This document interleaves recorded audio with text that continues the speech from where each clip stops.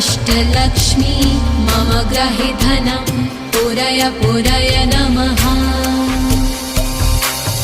ॐ ह्रीं श्रीं क्लीं श्रीं कुबेराय अष्टलक्ष्मी मम ग्रहे धनं पुरय पुरय नमः।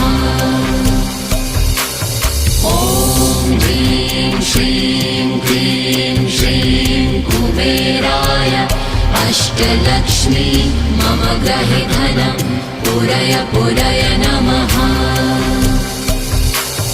ॐ ह्रीं श्रीं क्लीं श्रीं कुबेराय अष्टलक्ष्मी मम ग्रहे धनं पुरय पुरय नमः।